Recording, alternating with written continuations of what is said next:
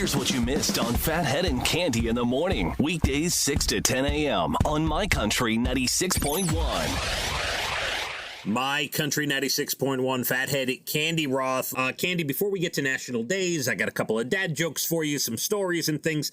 We were talking off the air because I want to see pictures of your deck, your beautiful outside deck. And yes. You said you're almost completed. And I'm excited. The flowers and the herbs and the tomatoes growing.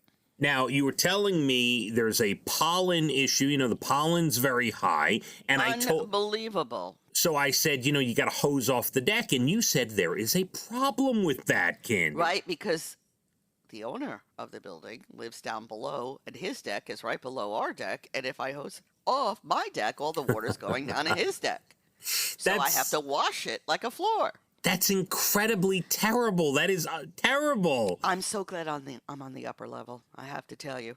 I love that deck, though. Boy, oh boy, it's like my little paradise away from everything. If I couldn't hose things off, though, I'd be miserable. That's unbelievable that you can't. That the decks are right. Like you could get everyone wet down there. Correct. That's crazy. Yes, it is. So, like, all right, if there's a bunch of pollen on Tilly's chair, you got to go get so much. It's thick.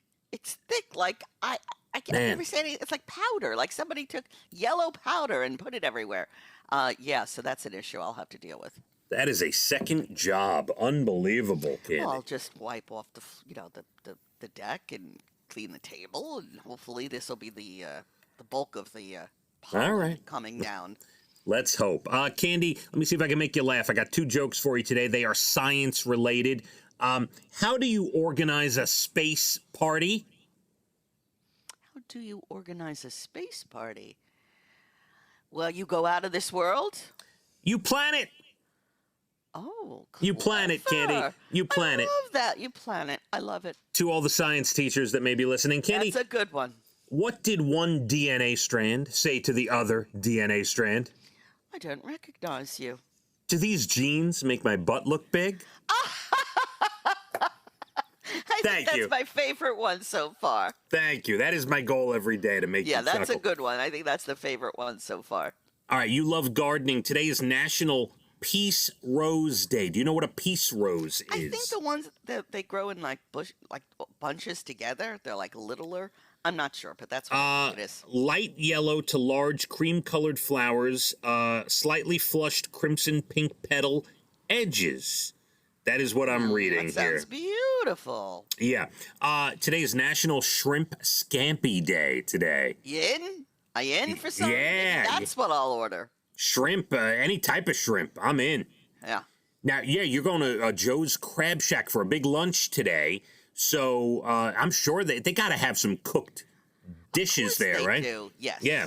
Shrimp scampi. National Zipper Day today, Cande. Thank heaven the zipper still zips. One of the great inventions, 1913, the patent was granted for It's really a pain in the neck if you have those button jeans that were very big back in the day. It's hard to button those up. I can't even imagine how you ladies dealt with button jeans. I can't even imagine. I'm glad that's gone. And finally, it's National Poem in Your Pocket Day. And it talks about how today you're supposed to carry a poem in your pocket and share it with others to bring joy, Cande. Well, we should have done this yesterday when I read one of my poems to you, part of a poem I wrote when I was about 16 or 17. This would have been good for today. Yeah, but it's supposed to be a poem that brings people joy. Yours was it's so depressing. So depressing. Oh, my God. Yeah. It was like when you read your poem yesterday, I envisioned you in the early 70s with a picket sign marching against something, Cande. Oh, my God. It was like political and the whole thing yesterday, Cande, right? I'm a very sensitive human being. Very good stuff. But yes, it is. But maybe you bring a poem for your lunch today to tell all the ladies. If I just stand up and recite a poem at this time. Cande, about 8% of people, now that's a lot, right? It's very close to 10%, which is like 1 in 10 of every person. 8% of people who've gotten the first dose of their COVID vaccine have decided to skip their second dose. Yeah, I saw this. I don't understand it. Why would you go through that and not finish through? Here are the 3 main reasons. Issues with appointments are number one, but I don't understand that. No, because you automatically get booked your second appointment. Correct.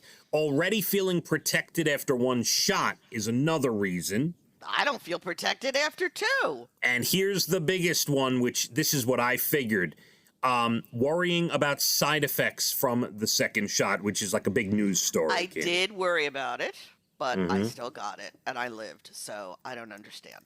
I'd be willing to wager that most of those 8% who skipped the second dose got Moderna, because the big news story is that Moderna gives you a bad second Let me tell you, reaction. my girlfriend got her second shot of Moderna, and this is not, I'm not trying to tell you not to do it, but the second day she had vertigo, she was dizzy, and she was vomiting for hours. I'm glad I didn't get that. You're not helping, Cande. You're not helping. I'm sorry. But everybody, and she's fine now, and everybody else that got it is fine.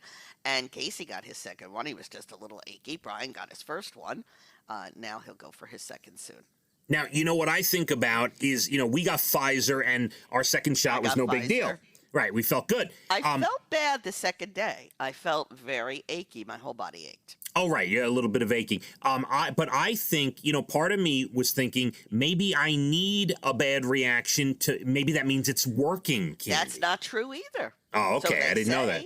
I read an article that says even if you have no symptoms, that doesn't mean your immune system isn't working. So, good for you. All right. Two nice stories for you. A 12-year-old in North Carolina, 12, named Mike Wimmer, is about to graduate from high school and college in the same week, Cande. Wow. He's the valedictorian. Wow. Yeah, valedictorian of his high school. Wow. And he'll get his associate's degree from a community college same day, same week.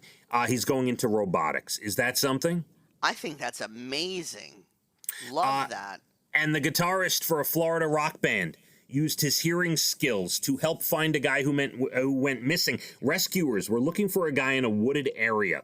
And it's right next to the home of this guy who's in a rock band. And he says because of playing and recording music for so long, he has honed his listening skills. So he went outside into the woods. He heard something from far away that sounded like it could be a person. The cops went there, and they found the guy, Cande. Oh, that's fantastic. Amazing. I have very good hearing as well. I'm going to give you, yes, you do, because you hear everything I say. That as a child. No, I would hold my breath. My parents were talking downstairs, and I would listen, and I could hear everything. So I was trained at an early age. That's an interesting talent, Cande. Yeah. Yeah, I feel like, sometimes I feel like my hearing is shot from all the headphones being worn all these years. Yes. And sometimes I think my hearing is fantastic because I hear everything. So I hear everything. Brian's like, you don't miss a thing. I could be in the living room. He could be outside. I'm going to hear what he's saying. It's crazy. Crazy. I'm going to give you one more thing if you can find it on demand or something. Yesterday on the History Channel, I watched a show, and it's probably old. The scariest or most extreme airports in the world on History Channel. They do some great stuff. It's amazing, and it shows because some these airports, these runways, like it's amazing how these pilots can take off and land. This is one of the scariest shows I've ever seen, Cande. Amazing. Never fly again if I see that. You gotta see. Watching that, I gotta get out of here. There's a runway that was in the side of a mountain that if you're 2 inches too far to the left, you're gonna.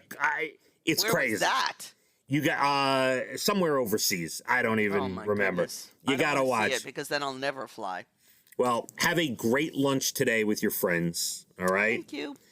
We shall discuss everything. Take notes. I want to know everything. You are just a little too excited about this. Send my regards. My country, 96.1. Phathead and Cande in the morning, weekdays 6 to 10 a.m. on My Country 96.1.